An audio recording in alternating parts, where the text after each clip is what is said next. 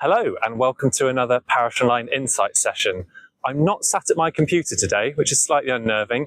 I'm at a cricket ground in Cardiff at Sophia Gardens, and I'm actually at an event today on geospatial information. Now, before you turn off, this is about how Parish Online interacts with the PSGA data license and the APGB data license, which I know a lot of you sometimes get confused about. So what we're going to do today is go and talk to some people and do a bit of myth busting. So I'm going to go inside now because it's really cold. Okay, we're inside the conference now, and I found David from Ordnance Survey, and he's going to help me explain what the PSGA is. No pressure, it'll be fine. We're in between one of the conferences now, so everyone's up in the session above, and we've hidden down here to talk about the PSGA. So, some of our customers will know what the PSGA is, but to some people who are new to us or just haven't looked into it, don't really understand it. So what does it stand for and what do you get from it? Sure. So the PSGA is the Public Sector Geospatial Agreement, which sounds complicated. We love acronyms in this industry, don't we? Absolutely. And so, yeah, very, very good that we've been able to bring one in here. If we just step back, what this is ultimately about is helping to make geospatial information within Great Britain more accessible, easier to use, and adopted as widely as possible across both public and private sectors. And when we say geospatial information, we just mean map data, don't we? Stuff absolutely. You see on a map. Yeah, Maps, okay. location information, information about geography, place where you are, buildings, physical features, natural environment, all of that stuff. Yeah. But very simply a map. Yeah. The ambition here is to obviously try and make everything accessible and usable. And the government has invested a significant amount of money in building out and developing the offer that we have as Ordnance Survey, and also in the PSGA itself, which in simple terms is an agreement between Ordnance Survey and the Cabinet Office, the Geospatial Commission. And it basically means that the information that we provide, the mapping that we provide, the location information we provide, is free at the point of use for public sector organisations.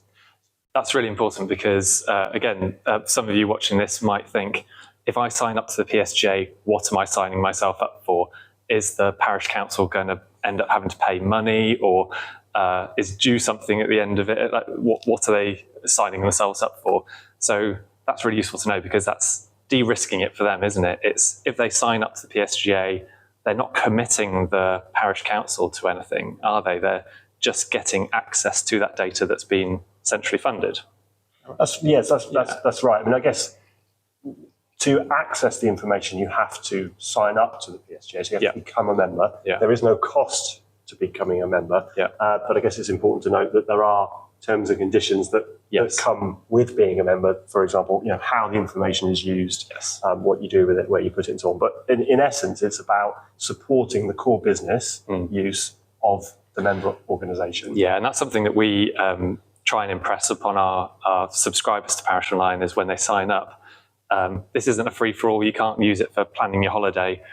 It's for the core business use. And so in the parish's example, that would be neighbourhood planning, asset management, looking at public rights of way, events management, all that kind of stuff. Anything a parish does is you can use that licence for, right? Yes, that's correct. Okay. Yeah, or even just simply visualising information about your parish. Yes. Just using it as a backdrop map. And if there are examples where you're unsure as a parish council, then feel free to get in touch with Ordnance Survey directly. Contact details on our website, and we'll be able to give advice and guidance, or point you to that information where you can understand that a bit more. Perfect. And so one of the things that people get stumped about is they take out a trial of Parish Online as the mapping software, and the first thing it pops up with is, hey, what's your PSGA license number? And we're throwing an acronym at that person and going, well, you should know what this is. And that's just because we're map nerds and we love acronyms. And how would a parish find out if they've already got a PSGA license number? Or if they haven't, how do they go about getting one? Sure. I mean, we've got, I think, over 6,000 members of the PSGA already. Wow. Central, local government and parish councils. On our website, os.uk, you can navigate through to the public sector pages, and there is a tool on there that helps you to identify if your organisation is already a member. So there's a member finder, so you can use that. Okay. If you're unable to find yourself in that list, then you can register to become a member. So again, this is not, this is completely free. This is just about registering with Ordnance Survey. That will give you a license number or membership number, which you can then plug into the Parish Online platform. Okay, great. Because that's something that a clerk might not have understood if a previous clerk has signed up to the PSGA, or even 3 clerks behind, they might have signed up to it already, and that license carries on with the organisation, doesn't it? It doesn't stick with the person. It's associated with the organisation. That's correct. So the first thing, go and check if you've got one to start off with, and then go through the process of signing up for it. And you'll also be able to identify if there is what we call a principal contact. Okay. So this is a named individual within the organisation that's sort of the proxy for all sort of communications from OS. So while you're there checking whether you're a member or not, you can also sign up to our newsletters so that we will keep you updated. And typically that principal contact would be the person that would get that update from OS, from newsletters from OS. So you can register at that point as well. And if you are, the right person within the organisation to be that principal contact, you can update that information as well at the same time.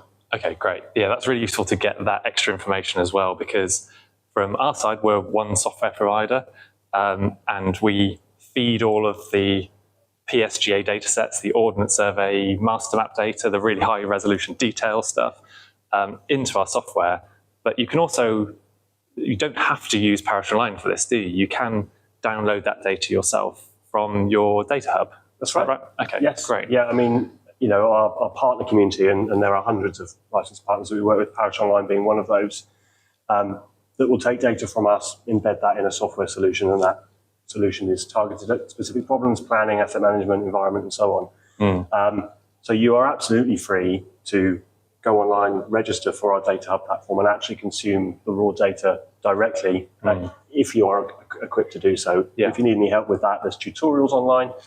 Alternatively, we have support teams that can help you understand what you're accessing, how to use it, and so on. But in the case of Parish Online, you guys take that away and integrate it into the software. And that's it. So we're just one software provider, really. That data can be used anywhere. Parish Online is essentially the Photoshop, but the Ordnance Survey data that's licensed through the PSGA is the image that you can then go and use. Okay, great. So signing up to this, obviously, automatically then, once you put the license code in, it makes all the extra PSGA data sets appear in Parish Online because you're now licensed to use them. What are the typical use cases of that higher resolution detailed mapping? Because we often get questions like, well, I can just use Google Maps, I can screenshot it, put it into Paint, do my doodling and print it off. Why would you go through the process of getting Parish Online and getting the PSGA license, plugging it all together, and then using that extra detail mapping? Sorry, that was a really long question. No, it's a good question. And I think it's all about use case. So, you rightly point out, other online mapping providers like Google, like Apple Maps and so on, are brilliant. I use them. They are absolutely fit for purpose when you're trying to navigate yourself around somewhere or get to know an area, or in sort of that typical sort of solo user type scenario. I think what OS brings is authority, is accuracy, reliability, credibility as Britain's national mapping authority. So what you're actually getting access to here is sort of the official view, if you like, of any location in the country. I mean, use cases are really, really broad. I'm proud to say that our data plays a really, really important role in areas like sustainability. Some of the new data we're releasing at the moment will help tell you where there are green roofs, for example, on buildings. But equally, you can use our data to help work out where there could be green roofs and where you can start to install some of this stuff more widely. So, understanding where that sort of natural and urban environment sort of can come together in that way for positive sort of net gain is one area. Transport planning, logistics, loads of local authorities obviously have huge responsibilities in this space. Yep. In terms of, keeping pace with how our demands as citizens are sort of growing and populations boom and increase of vehicles and how we respond to the challenge of, multimodal transport and all that sort of thing, sustainable transport.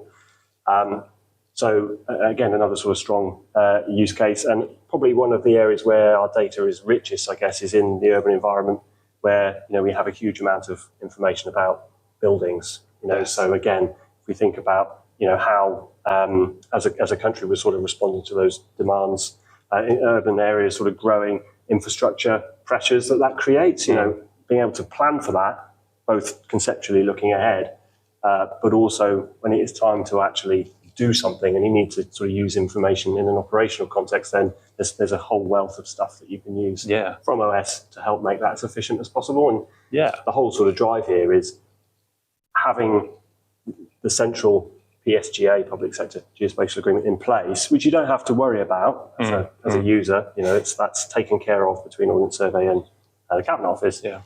Making all of this accessible to you free at the point of use is going to really help drive economic benefit at large across the country. So that's why this is a really important sort of tool for everybody to use. And what we see from our customers as well is they're having a lot more tasks devolved to them from the higher tier authorities. Either they've run out of money and they are getting the parishes to do it now. That seems to be a trend. And so having that data and tool as a evidence base, as a communication tool, as a planning tool is really important, I feel. And we see customers come to us and start using the master map data, which is the most detailed mapping.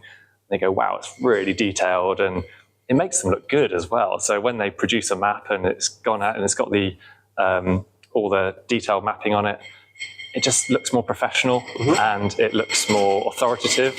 And that's really important when it comes to communicating ideas or talking to the higher tier authorities. In terms of the currency of the data, so how quickly it's updated, can you tell us a little bit about that? Because they expect data to either be live, the demand on data is, there's so much house building at the moment. Where's that data coming from? Are there still OS surveyors on the ground going out doing the surveying work? Yeah, so you're absolutely right. The demand is increasing for accuracy, for currency, completeness, and so on. So yes, we do still have surveyors. It's one of the important elements of what we bring as National Mapping Authority is that sort of ground verification. Not in every case, because one of the things we're looking at is how we can more efficiently remotely sense change on the ground, and how we can do that in a sustainable way, protect the environment, reduce CO2 emissions and so on. But actually having feet on the ground and checking things for real is still so sort of nuances of on the ground. You need to really see it and understand it. And that's what your OS surveyors are. You can't see everything from above. No. So for example, a tree might obscure some ground detail beneath. And in order to be able to verify what's actually there or not there, then we do need to go out and see that in person. In terms of how that flows through into what you use as a user, as you would probably expect to say, it depends. We're not the only source of information in the data products that we provide. We work really, really closely with loads of third-party providers so that we can, provide you as the user the most up-to-date and accurate view of what's there using authoritative information. So how frequently we're able to deliver that to a user does depend very much on how frequently we get that information from third parties where appropriate. But our products can be updated as frequently as every day in some cases. So if you start to access some of our address information, for example, through our latest NGD National Geographic Database address product, a bit of a mouthful, then you can get updates as frequently as daily. So again, it's all about the demand and what the user needs, and we're trying to respond to that. Yeah, and at the moment we take 6 weekly updates from Ordnance Survey of all of that data. So every 6 weeks, the most refreshed version comes through. But we're looking at bringing that higher currency of data through, and that could be really exciting for some kind of high demand uses. And that's really good. So that's great. Hopefully that's given you a bit of a flavour of what the PSGA is, how it differs from Parish Online, and that analogy of using Parish Online is the software that can take all of these different data sets, and the PSGA is that license that gives you that extra data, that extra detail of mapping. Now, my next plan is to go and find Kath from Bluesky, and she's going to talk to us about the aerial photography. I've got to go and find her before the tea break. You might have heard the tea coming in just now. But David, thank you very much for your time. You're welcome. And hope you have a good conference. Thank you very much. Thank you. Okay, I'm now here with Kath from Bluesky International, and she's going to help me explain the APGB.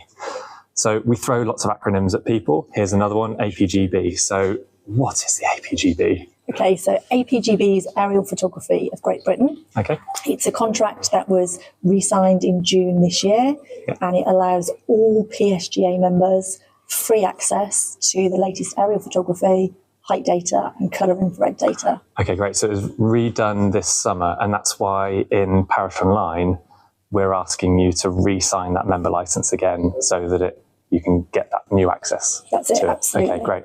That's been something that our customers have gone, oh, there's a pop-up again, I've got to re-sign this.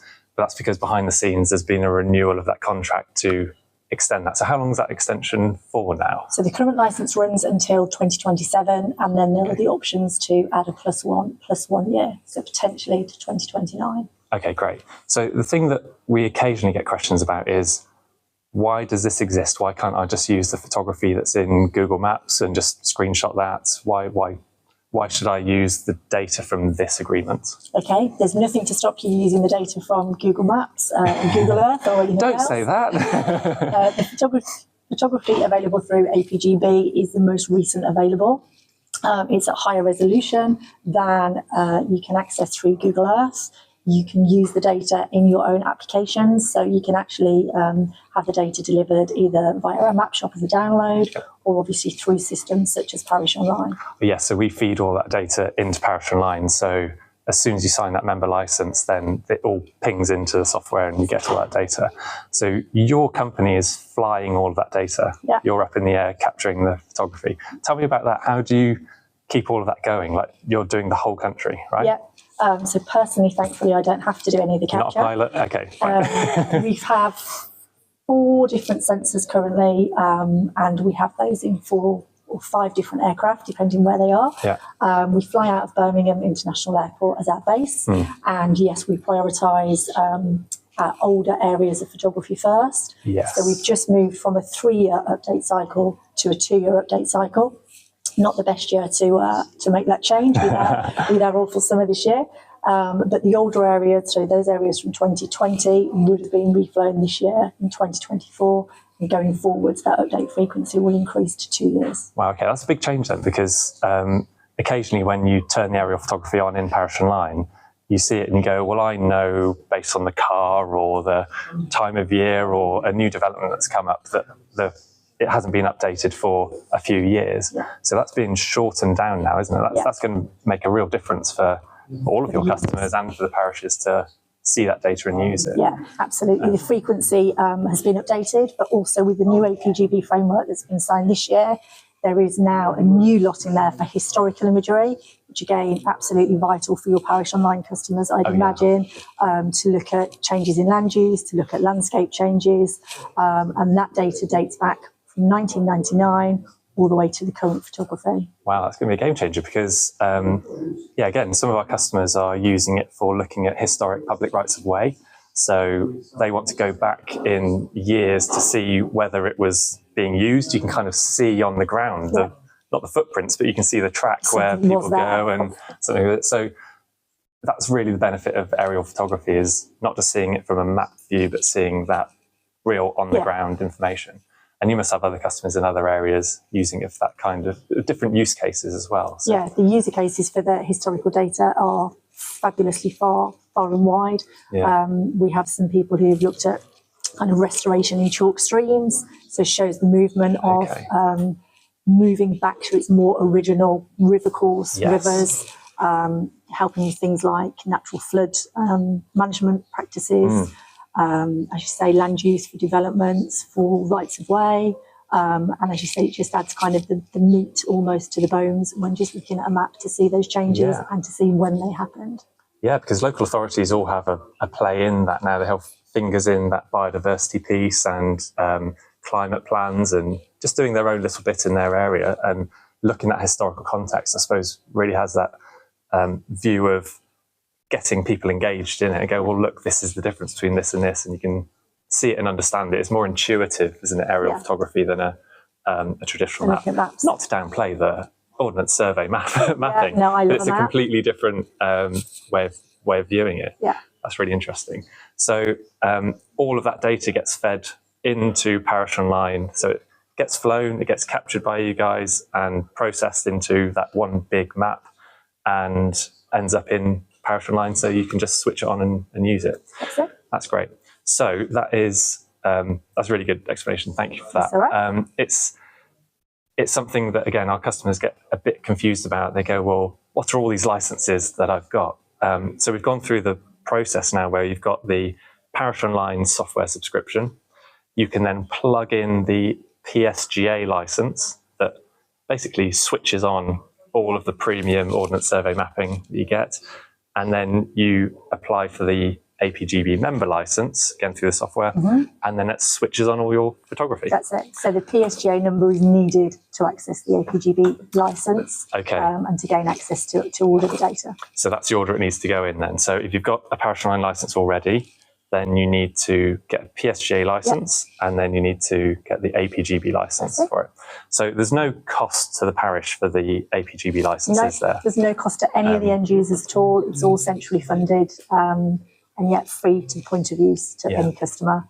And Parish Online customers or any of the users for the APGB data can actually let subcontractors access that data as well. So if they have people or community groups doing works on their behalf, they are allowed to subcontract that out as well to those interested parties. Okay, great. And if they are printing off a map that's got the aerial photography in it and they're using it for one of their projects, that's completely usable? Fine. Yeah, it's all covered within the terms and conditions of the licence. We do ask that a copyright statement is put on there. Yes. So for the current data, the copyright statement is just Bluesky International. Yeah. If it's any of the historical data, which is a combination of Bluesky and Get Mapping's data, you just need the 2 copyright statements on there. So Bluesky International and Get Mapping Limited. Which happens automatically in Parish Online if you use the print tool and do it. So it's another reason to not screenshot things, because then you might be missing out the copyright because it looks ugly on the map, but it's a really important element to show that the mapping is legal and come from your source and gives it that validity. Thank you very much, Kath. Thanks for your time. Enjoy the rest of the conference. Thank you. And that was our explainer video on Parish Online, PSGA and APGB. Now there's one more person I might go and capture today who can talk to us about addressing. So if I can do that, then there'll be another section. If not, this is the end of the video. Okay, right. So we are here now with Ian from Royal Mail. Hi. And I was able to find him. He's been a very busy boy today. But earlier on in this video, we've been talking to David from the PSGA, from Ordnance Survey, talking about the PSGA. And then we went over to Kath, talking about the aerial photography. And one other element that you get as part of the package, the extra data that we get into Parish Online, is addressing. Now, let's now talk for 3 hours about addressing. Let's not do that. What I'd like to know is, for the benefit of for town, parish and community councils, is what goes on behind the scenes when addresses are captured and how they end up as blobs in Parish Online. Okay, yep. So Royal Mail works with the local planning authorities in terms of new development, new housing developments, etc. From a Royal Mail point of view, because we're required to deliver physical items, we need to know what people we're going to have available, how much resource we need to deliver those things. Yeah. So the planning's quite important from our side. We do a lot of work, therefore, with them, making sure that we've got the right address information. Wherever possible, we try to match the address information from a local authority with our own version of the address. But ultimately, our version of the address is a postal address, which allows us to route it through the postal network efficiently and get it to the right place, onto the right vans, into the right postie's hands. Okay. What happens then is that data goes through typically a housing development stage. Then you get into putting those addresses from the not yet built file that we have, which is houses that are in development, into PAF. That PAF data then is a total log of all of the delivery points that Royal Mail has to deliver to. And we've got a statutory duty to deliver to 32 million 6 days a week. So we've got all of the posties out delivering those things.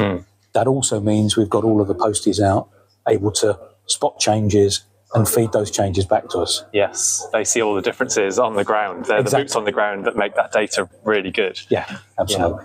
And so one of the things that our customers use the mapping for, use the addressing for, is sometimes they're doing a consultation in the area and they want to do a mail shot out to all of their residents. Would you say that using those address points is the most accurate way to get that information out to all the residents? Absolutely. From our point of view, we're really keen that people that we use accurate address information to be able to mail to people. It's crucial that when the information comes, from a parish council point of view, a parish council probably isn't going to want to take raw data, PAF address data from us. They're going to want to use it in an application like Parish Online in order to make it usable for themselves, because it's a big, clunky file. We've got over 32 million addresses.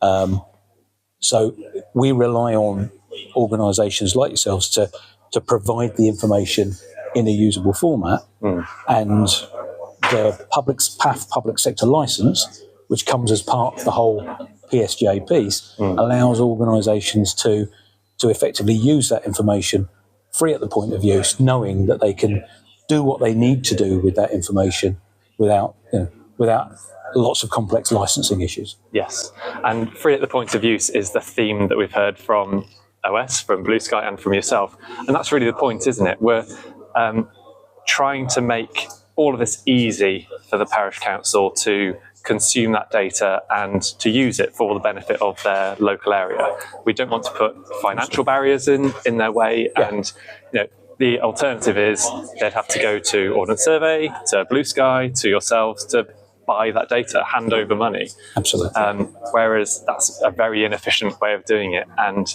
the parishes are the most local form of government, and they're the ones that know what's happening on the ground, and they're the ones that can affect change as quickly.